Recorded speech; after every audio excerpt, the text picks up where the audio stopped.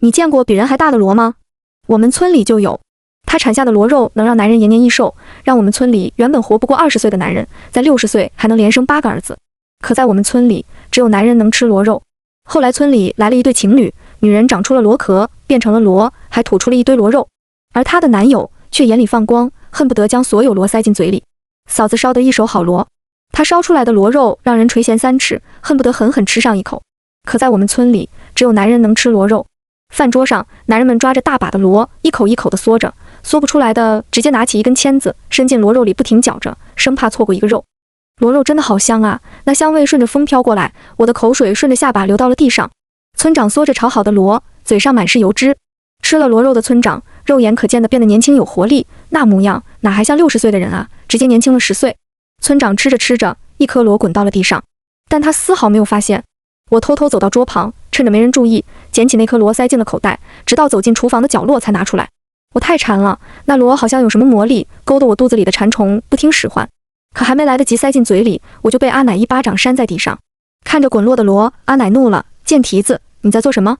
你居然敢偷吃，是不想要命啊？”阿奶抄起一旁的铁锹，就要往我身上抡。我错了，阿奶，我不敢了。我没吃，我再也不敢偷捡了。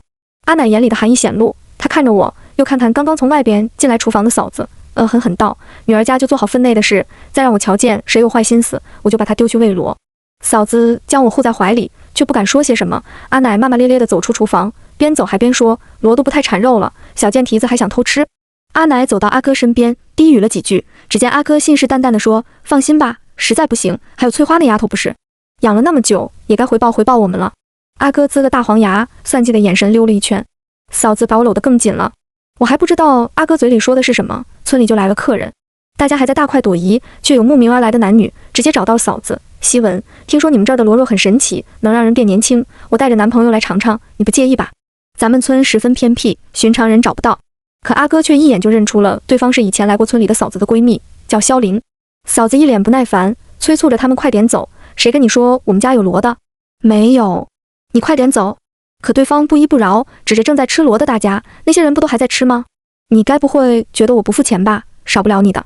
说着还盯着那些吃螺的人看，眼看着那些老男人头上的白发慢慢变黑，脸上的皱纹都少了大半，女人十分高兴，快给我们弄一碗，多少钱都值。嫂子满脸不满，拿着刀就要赶对方走。我家的螺从不给外人吃，快走吧，别再来了。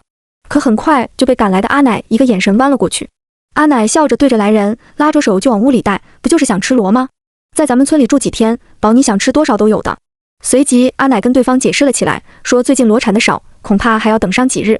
对方却是一点也不在意，说是多久都行，只求能吃上螺肉。言罢，阿奶神神秘秘地拽着嫂子就往房里去。我偷偷跟在后面，阿奶一进房就劈头盖脸地骂：“天杀的，你是想让村里绝户是吧？送上门的好东西，你非要赶走，翅膀硬了？信不信我让刘父打死你？”刘父是我阿哥，下手也很重，我时不时听到嫂子被打的哀嚎声，可阿奶从来不管，只觉得不听话的女人就该好好教训。可就这样过了几天，到了第5天，萧玲不乐意了。萧玲在晚饭前和嫂子闹起来了：“陈希文，我好歹也和你做过闺蜜吧？几天过去了，你们家给我和马江吃的这些，怎么回事？猪都不吃吧？一直都是比较素的菜，怎么还记恨我从你身边夺走了马江？未免太小气了吧？”萧玲生气的直接站起身来，拉着刘江就要走。我则是很意外，嫂子居然喜欢过面前这发际线都快光了的肥男人。阿奶一看萧玲要走，可吓坏了，一个劲的朝着阿哥使眼色。阿哥在别人看不到的地方踹了嫂子一脚，随后做出个假的要死的笑容：“怎么会呢？咱们村比较偏，很多菜都是自己种的，希文可惦记着你呢。这样你想吃什么？你说，我去给你准备。”萧玲一看阿哥的态度不错，她问：“我也不是不讲理的，只是我等了那么久，螺也没见到。我男朋友到底什么时候才能吃上螺？明天吃不上我们就走。”我躲在一旁偷摸着看着阿奶的表情。我们村的螺从没有给外人吃的特例，可阿奶这次却答应了，说明天就让嫂子去捡螺子给他们做。阿奶对着我开口了：“翠花，明天跟你嫂子去多捡些螺来，招待客人。”阿奶笑着：“客人吃饱了才能变得更健康精神不是？”萧玲终于满意了，没有再闹。可我知道，很快村里又会有大事发生了。萧玲和马江不知道，我们村子其实很奇怪，村里男多女少，可男人却不长命。村里的男性从20岁起，每年都必须吃上巨螺产下的螺肉，才能继续活命，否则就会浑身溃烂而死。而巨螺产肉却不是一直都有的，阿奶说需要契机。自从前些年村里死去了很多男人。村长就决定每年抓阄挑选出1人完成这个契机。今年就轮到了我阿哥。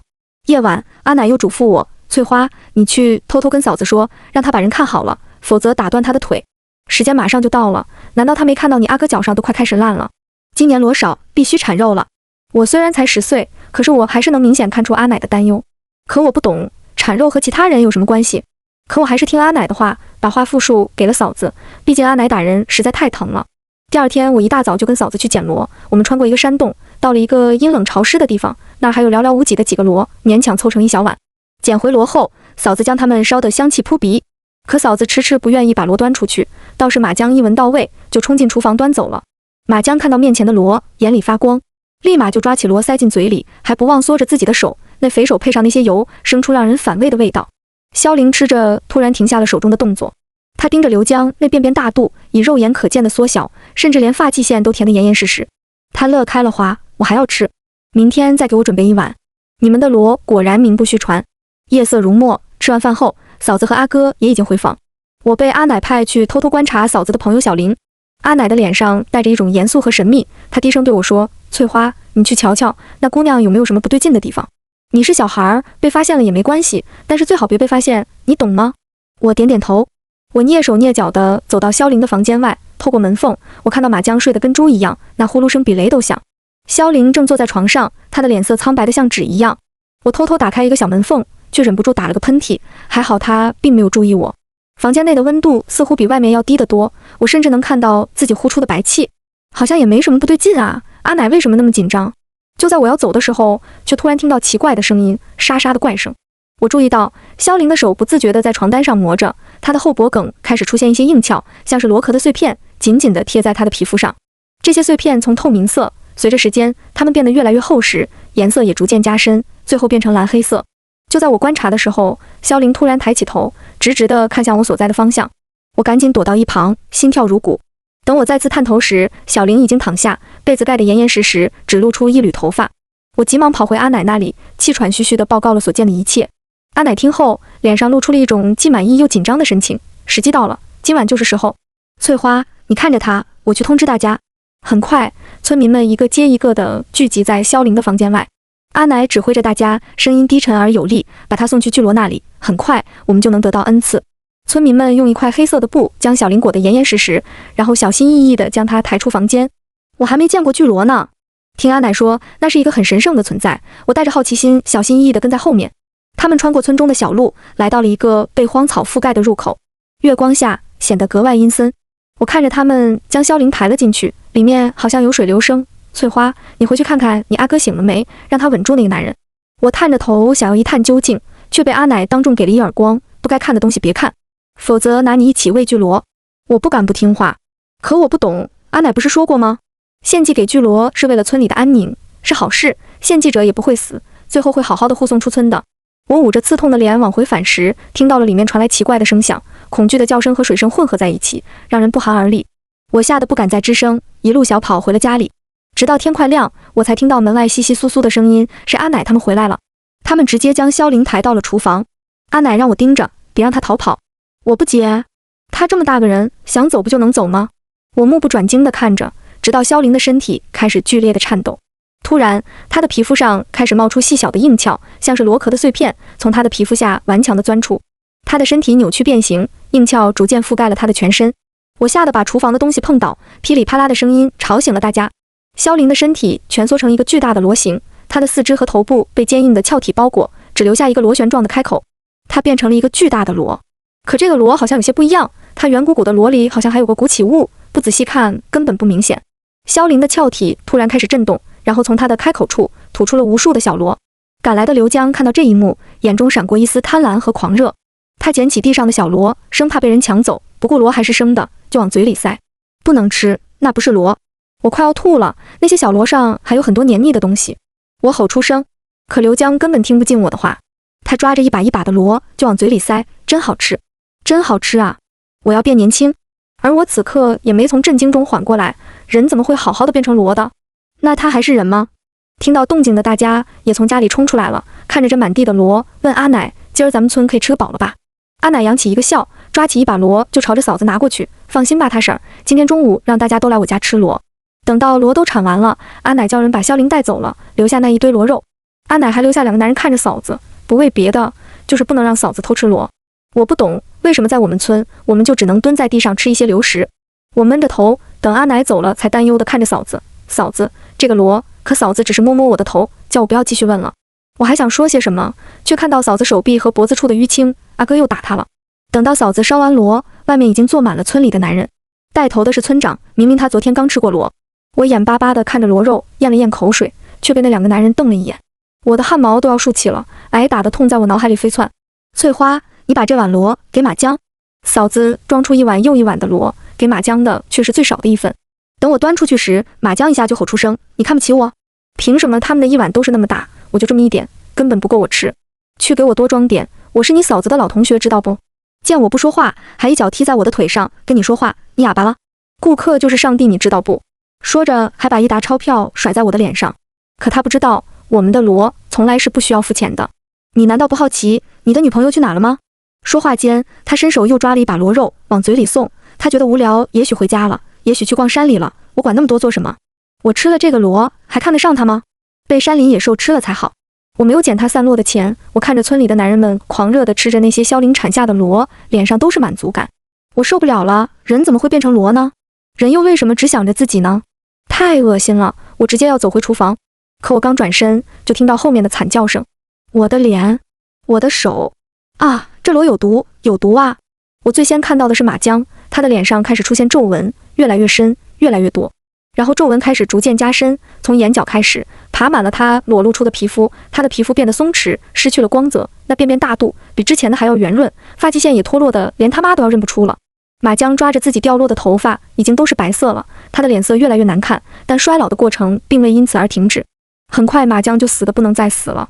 接着村里其他男人们也出现了相同的变化，年轻男人的身体开始萎缩，肌肉松弛，原本健壮的身躯变得瘦弱无力，而村长的步伐变得蹒跚，仿佛每走一步都要用尽全身的力气。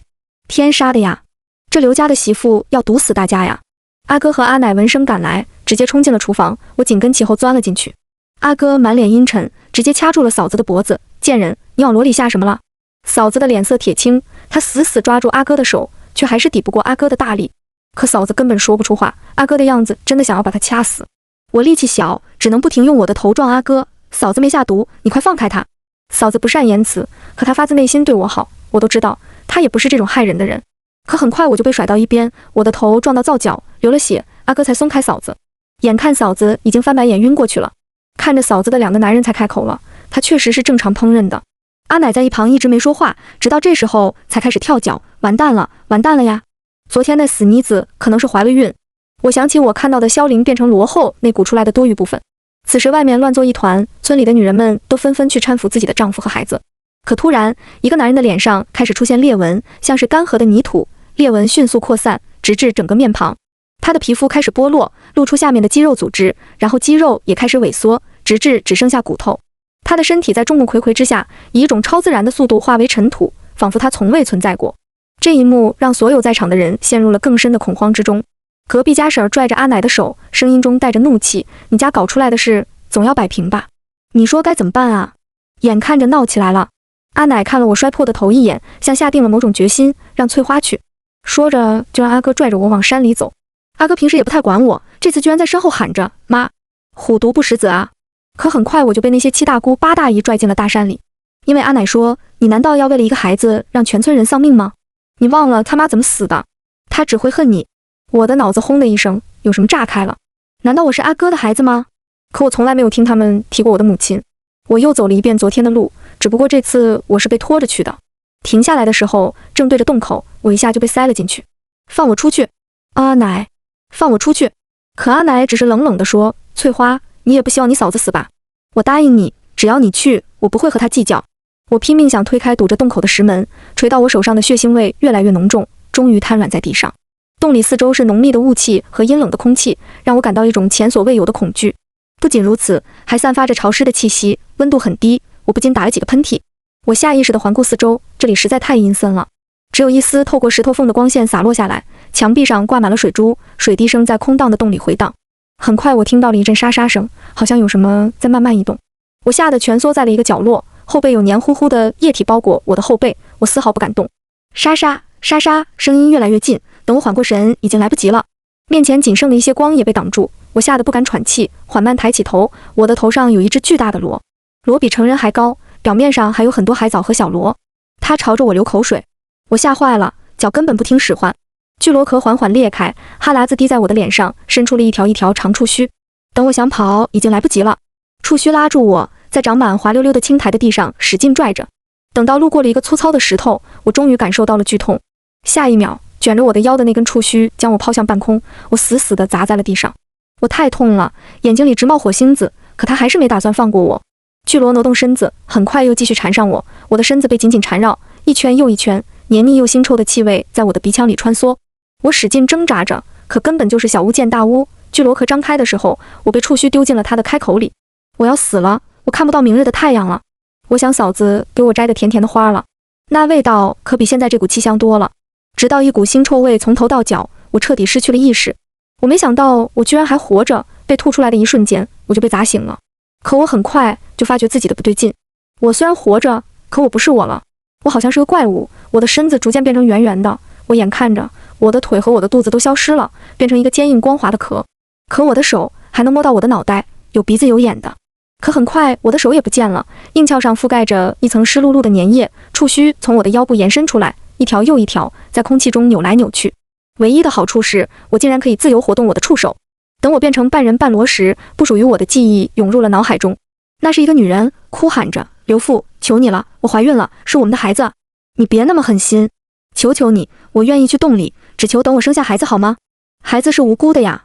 而村里的那些女人则是冷眼旁观，甚至还骗了无数个女人进村，只为了能延长男人的命。我记住了那些恶毒的嘴脸。最后的记忆是女人被巨螺吞噬，而第二天地上居然有个咕咕坠地的女婴。我的眼里模糊了，有什么顺着我的脸滑到了我的壳上，痒乎乎的。直到洞外传来声响，打破了我的情绪。快把翠花那丫头弄出来，我家男人都快不行了。是村长的老婆。没想到村长居然还活着呢。我的速度居然也出奇的快，等他们一打开石门，我已经在他们面前了。我看着那些女人想要逃跑，但已经来不及了。印在脑海中的脸让我精准地用触手捕捉到人，一口一个丢进了我的壳子里。变异了，变异了呀！幸存的女人不断求救逃跑着，村长的老婆有些跑急了，直接摔在了水洼里，狼狈极了。可我的触手还是一条一个将它们卷成了小卷儿。你们不喜欢吗？我还以为你们喜欢呢，才把我丢进洞里。我舔了舔我的嘴唇，嗤笑着。我带着我的大螺壳很快就到了家门口，还有一部分女人正围着地上倒着的男人正在哀嚎着。看到我之后变了脸色，刘父，刘父，翠花回来了。翠花，刘父是我阿哥，不，也许应该叫他爸，可我不认这个爹。刘父和阿奶闻声喜气连连，带回来了是吧？快，准备好收罗。可他们一出门，脸一下就没了血色，怪物啊！他是怪物，我早跟你说了，从小就该把他烧死啊！我将触手上抓着的女人往地上一丢，一步步逼近刘父和阿奶。先解决谁呢？翠花，我是你爸呀，这是你阿奶，你忘了吗？来，过来我身边，还有你嫂子，你难道不想知道她什么样吗？趁我走神之际，一把刀从身后插进了我的壳里。是村长的老婆，她趁我不注意拿刀绕到了我的身后，而我所谓的亲人只是为她争取时间，转移我的注意力罢了。村长老婆把刀转了360度后抽出，直接上手掏着我的壳。螺呢？螺在哪里？快点产螺呀！她嘶吼着，见扯不出螺，拿起刀又想继续，但这次她没得手，就被我甩到了那块咽气的村长身旁。他还在继续为剥削了他一辈子的男人求救。我的记忆里又多了一段，是村长上一任妻子被送进山洞的画面。我没有犹豫，将两人一同缠绕。我将他们拖到我的面前，村长快散架的身体在触须的缠绕下还试图挣扎，但他的力量在我的面前显得微不足道。我的人头靠近他的脸，我的眼睛盯着他的眼睛，让他看清楚我的复仇，不仅是为我未曾谋面的母亲，还有那些被残害的女人。村长死死盯着我，可无济于事。我的螺壳缓缓地张开，露出了里面锋利的牙齿。我将他的身体送入了我的螺壳中，他虚脱的最后一丁点声音也被螺壳的牙齿所吞噬。等两人下肚，我快速解决了大部分人。等我虎视眈眈盯着刘父和阿奶时，阿奶早已经变了脸色。畜生啊，我们是你最亲的人啊，你这是要天打雷劈的。我早就料到他会来这一套，我笑得冷血，是吗？我突然感谢我是这副模样，拽着他们穿过草丛的时候，我丝毫不觉得费力。我第3次走了这条路，这一次却是如此的坦然。我将我最亲的2个人丢进了他们最爱的巨罗洞里，很快就传来了惨叫声。村里剩余的女人，疯的疯，跑的跑，我的记忆里没有他们害人的画面，就随他们去吧。我找到嫂子的时候，她被捆在柴房，奄奄一息。我用我的牙咬开了绳子。嫂子，我轻唤出声。翠花，嫂子见到我惊了，眼含泪花。我一定是吓到她了吧？我挪着我巨大的身体就要走出柴房，身后却传来一阵温热。翠花，或许你愿意住在我亲手为你搭建的池塘吗？我可以给你摘你喜欢的花，好不好？时隔好几天，居然有警察找上门了。他们来找失踪人口萧凌和马江。有巨罗杀人啊！有巨罗，好大的牙，从没有见过那么大的罗呀！发疯的女人神神叨叨。几番搜寻，警察终于在那个山洞找到了一只巨大的罗，还有2只稍微小一点的罗。由于巨罗害死了不少人，警察最终将它烧灭。时隔很久，村里居然又有人来了。听说你们这里的罗很不错，给我来一碗。我从池塘底部探出头，你说的是我吗？